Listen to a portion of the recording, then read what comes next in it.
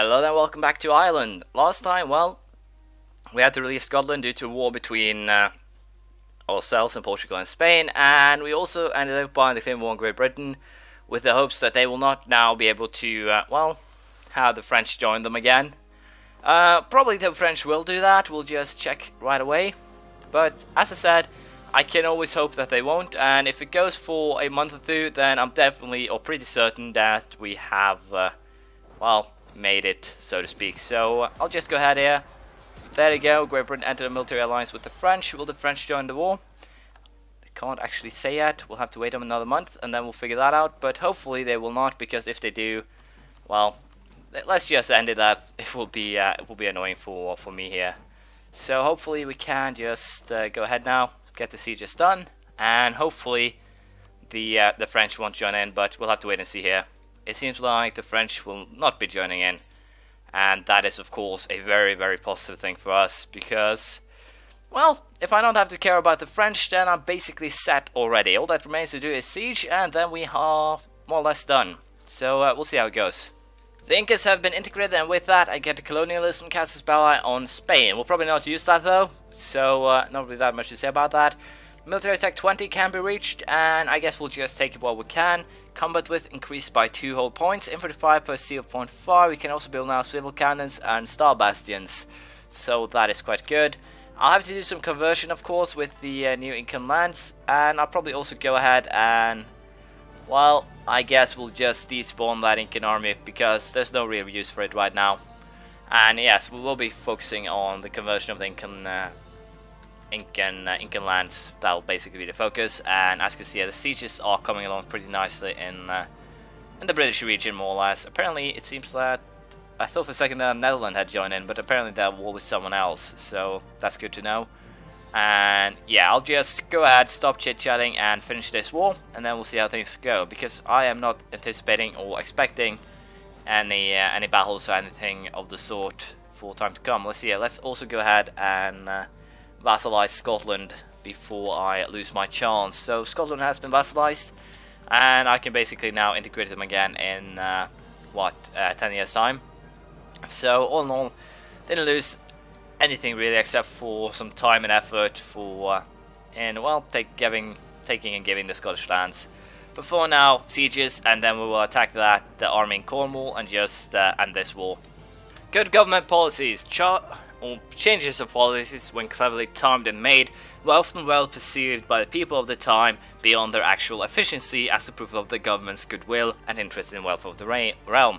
I can use the money to increase stability, I can invest the money in our government, or I can use it to fill the treasury. Since basically the thing that will be giving me most worth here is the stability point, I'll take it. And other than that, won't really do much. As you can see, there's just 2 more provinces to siege, and then we are basically done, I dare say. With this war, Mamluks also having a civil war, doesn't really matter to us at all. The ones that are probably happy about that is the Ottomans, but to be honest, I don't really care at all. And yes, we will just be sieging here. I guess I can peace out Hainaut once I actually have a diplomat back home. And other than that, not really that much else to say. We'll, as I said, just keep sieging and trying to get people out of this war so I can get a favorable peace deal. Apparently my heir has fallen ill, and the 2 choices here: send for trained medicus. There's a 50% chance my heir will die, will cost me about 300 ducats, or I can pray for his life. Considering that the heir ain't of the best, but he ain't of the worst either, I should probably send for trained medicus, but we'll take a chance here and pray for his life. And he died. And I like it. Honestly, I do. 4, 5, 6, my heir got improved in every aspect, and he's a 6 military vice too. That means that I'll be screwing over every other military nation. And as you can see, I also have I'm basically done with this war. But yeah, there we go. They actually want to agree to my demands now, so I can send them, which is quite good. And among them is, once again, give up your deals with France. Do not like those deals, blah blah blah. But yeah, I'll definitely be able to declare war on the mark 5 years from now, and I'll be taking Cornwall, releasing as a vassal, and I'll be taking Oxfordshire too, to simply cut the nation in 2, kind of. And hopefully I can get some rebels going this way, but we'll have to see. I will not be getting too much aggressive expansion with Europe, I think, especially when I release a vassal here. So we should be fine on that aspect. Release Cornwall, and we'll also go ahead here and sell this to Northumberland. Economy actions. I need to get that diplomat back home first, but that works out fine. France entered a military coalition against me. I believe Britain is already in one, so that's quite bad. But let's see, how are we doing? They got 63, so yeah. Might actually have to wait here. That's no joke. I might actually have to wait. Well, I'll have to place about 20,000 men in Ireland itself, because, well, I can't beat these guys navally yet, but I might beat them some other way. They're allied with Brabant and Milan. These guys are in the coalition against me. So yeah, I might actually have to try and improve relations with these guys to make them a little bit happy about me, and then we'll see what happens. No real reason for me to actually keep them as a rival and anything about stuff, neither with these guys, so I probably just kept them as a rival to embargo them. But hopefully I can turn things around and get a little bit friendlier with these people again, but I do doubt it. And if I can keep Austria as a friendly ally, then all the better. As you can see, Austria is definitely going to be the Holy Roman Emperor, and further down the line the Holy Roman Empire, so that's not something to doubt. And of course that will give me a huge ally if I can keep them. Then they'll definitely screw over France for me, and we'll all live happily ever after. I'm pretty sure that these guys have no intention of taking anything here. I have no intention of taking anything here, so I can't see that there'll be a clash of interests. So I'll probably be able to keep them as an ally, which is pretty damn good as well. I guess we'll take that offer to take 40 military power. It's a pretty bad deal, but I have more than enough money, so it's not really that much of a problem. And we'll still keep on doing the conversions of the lands here. As you can see, it's still some provinces to go, or some, 6, so it's not really that difficult. Admin Tech 20 has been reached, absolute rulership. I can now have an absolute monarchy or republican dictatorship, and that reminds me, we might actually, perhaps, trying to change to potentially absolute monarchy. Discipline plus 10% should help by quite a lot than what we have now. National manpower plus 10% and income from vassals plus 10%. The 10% of discipline and revolt risk is potentially a lot better here. So we might actually go for that absolute monarchy rather than anything else that we can choose here. So yeah, we'll probably go for absolute monarchy next time we get 100 admin power, which is not too long. So that's quite nice. How old is my guy right now? He's 38, this guy is 4. So by the time he is done, this guy will be 49, about 50. So hopefully, I actually have good ruler and good heir, so I don't care who actually is on the throne, but hopefully the last one, because he's a little bit better skewed that way. But yeah, we'll have to see if we'll declare war on Great Britain or not. If I can get Austria into it, maybe. They do only have 40k troops, it seems like. If they haven't sent them somewhere else, we can always do a quick little check on that. Military armies total. Russia 200,000, Ottoman 150, the French 117,000. Wow, I'm actually on 5th. What? I am on 5th? Not good, especially considering the French have full manpower.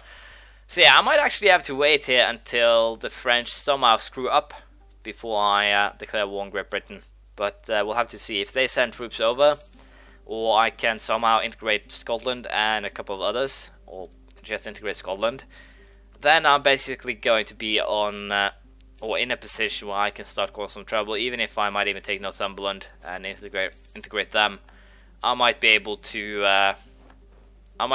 actually start building a fleet that's big enough to keep the French and whomever else at bay here. So I might actually end up going for my next idea. Might actually be a naval idea, but I'm a little bit concerned if I should do that because of the fact that I'm already behind in diplomatic tech. So taking that is probably not the wisest idea. What's probably the better play here is to aim at getting my diplomatic tech up to level 16, so I can start building those naval arsenals to boost my my naval force limits and use that rather than trying to conquer and also take the naval things. So that's potentially a way to do it. And of course we have a comet sighted, which gives me a stability drop. But yeah, that's probably what I will be doing here. And once again, I completely forget about the fact that I have a colonist that ain't doing anything. So yeah, I'll also continue, as you can see, colonizing North America. And other than that, just well, doing what I want. So I'll probably also wait. I might actually, yeah, these are still barks. So I need to probably upgrade them, or I probably should upgrade them, as it were. And yeah, we'll have to consider what we'll be doing here. We only have 37,000 as force limit, so I might really have to start focusing on building buildings to help myself here. How are we doing in terms of these relations? Sweden, Cornwall, Scotland, Brittany, Burgundy, Royal Marriage, Spain, Royal Marriage. I kind of want to break them both. I think I'll actually just break with Spain. No, we'll just wait. No reason to do that now. Scotland will be integrated in how long? 5 years, then we'll start integration, but we'll not fight Britain, I think, and once the troops run out due to a coalition, but we'll have to see what happens. I guess I said that we will be changed to absolute monarchy, and I guess we'll just do it right now. It'll hurt my legitimacy a little bit, but at the very least now I have a discipline bonus, or another one. We are currently up at 130, which should help out a little bit in battle at least. And I'll probably also aim at, as I said, might even go for the offensive ideas here to give my leaders some boost, some extra manpower. Basically everything here is great except for this one. And forced march, of course, will be definitely helpful in catching other armies. So yeah, I might actually go for offensive ideas. I think I can say for a fact that I'll go for offensive ideas next, and then we'll probably take naval after that if we end up playing that far, or if it actually takes that long. It's probably a proper wording, because as things are looking now, it's kind of a... I honestly can't say. If we stay clear of coalitions and won't actually have to fight the French every war, then it probably shouldn't take that long. But if I have to basically jump over... If I have the French sticking out the leg that I have to jump over every time, it will of course take a lot longer time, and it will also be quite a lot more difficult. So yeah, I'll definitely have to consider how we do this. And I do have the French, I do have the Swedes, so I basically do have the Swedish army, which is pretty damn good. But they did suffer some losses against the Russians, and I don't see how we would be able to fight this this monster of a Russia. So that would be interesting to see. Great Britain have some colonies here and there too. So it will be kind of ridiculous trying to hunt them down to get a full 100% war score too. So yeah, a lot of things to consider, and as long as the French are in the coalition with the British, I'm pretty sure that I won't be actually able to pull something off. But as you can see, the relations are going down pretty fast too. So hopefully I can make this work by trying to bribe the French to hate me less. We'll see if that plan actually works out or not. Diplomatic Tech 14 has been reached at Gallius, which is, I believe, a small ship or a tiny ship. Yeah, it's a galley. Nothing to be useful really. I'll probably wait until the next level before I start building or refurbishing my navy, as it were. And that'll be not too far away, as you can see, due to only needing 450. I'll probably also take the next level military tech as soon as I can, same with administrative. And I've also more or less decided that we will be waiting with fighting Great Britain until we can somehow keep the French occupied and out of that war, but it'll be difficult, so we'll see what we'll do. Military tech 21 has been reached. Line infantry shock plus 0.5 helps out quite a bit. I have no idea if we actually caught up with the Frenchmen. They don't actually have, well, they still have a pretty good guy for military skill, so we'll probably just stay about equal. It's also kind of funny to see that the French have actually taken the naval ideas, which is kind of weird, and the aristocratic ones, which basically gives them some extra manpower, and also this military technology cost minus 10%. That probably helps them out quite a bit. But for the time being, I guess we'll go for trying to at least get ourselves the offensive ideas for, first of all, the discipline, the extra manpower, the extra, discipline. what is it that gives? I've actually completely forgotten it. Extra manpower, extra force limits, and then discipline. That's basically why it's good. Of course, the boost to your generals also help out quite a lot, so not a bad one at all. So yeah, this offensive will be on next idea, I think.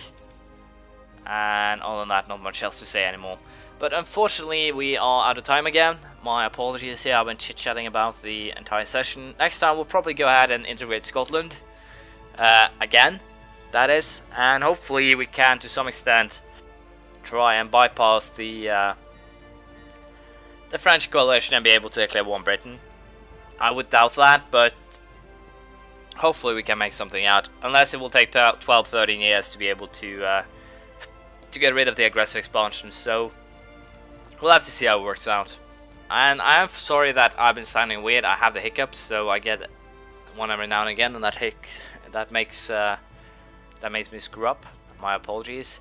But I do hope that you have enjoyed this, and we'll continue next time. Thank you for watching. Please leave a comment, praise, criticism, anything you feel like, and I'll see you around next time. Bye.